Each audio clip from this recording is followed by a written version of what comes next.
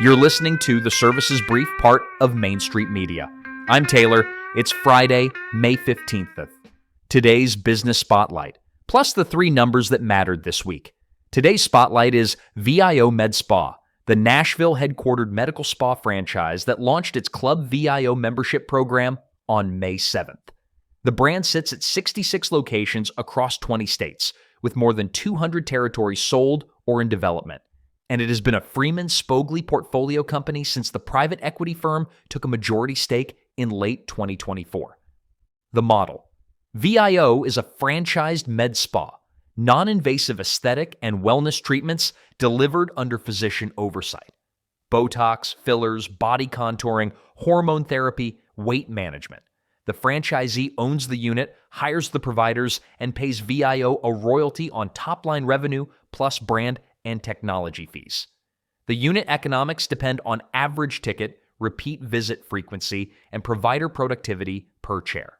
MedSpa is one of the fastest growing segments inside personal services. Annual category revenue has been compounding double digits, and it sits in the crosshairs of every private equity sponsor looking for a fragmented, recession-resilient service category with built-in repeat behavior. What changed for VIO this week? ClubVIO is a paid membership product. Members pay a monthly fee in exchange for a baseline allotment of treatments, exclusive pricing on add-ons, and what VIO is calling a personalized aesthetic plan. Mechanically, it converts a transactional service business into a subscription business, the strategic decision other owners should be watching. Here is why it matters for every service business owner outside aesthetics. The same arc has played out in pest control, lawn care, HVAC maintenance, dental, vet, and gym fitness. The category starts as a transaction. Customer calls when they need it. Revenue is lumpy, retention is invisible, and valuation multiples reflect that volatility. Then a category leader productizes the recurring portion of the offer into a membership, and the moment they prove customers will prepay, the whole economics flip. Customer acquisition cost amortizes over 18 to 36 months instead of one transaction. Provider scheduling becomes predictable. The business can be financed against contracted future revenue. And the buyer pool gets bigger. Strategic acquirers and PE sponsors pay materially more for predictable contracted revenue than for transactional revenue. VIO is now in that phase. The question every owner of a successful service business should be asking is whether the recurring portion of their offer has been properly productized. Not a loyalty card, not a punch pass, a real subscription with a defined value exchange, contractual continuity, and a renewal mechanic. If you operate a six-figure plus service business and your recurring revenue line is below 25%, that gap is exactly where the next 2 years of valuation upside lives. The owner impact question is direct. What does this mean for someone running a service business with employees? It means a category-leading franchisor, backed by a sophisticated PE sponsor and 200 active development territories, just told the market that the next leg of growth in personal services is subscription. Watch the early adoption numbers. If ClubVIO works, every other major franchise service category will copy the architecture inside 18 months.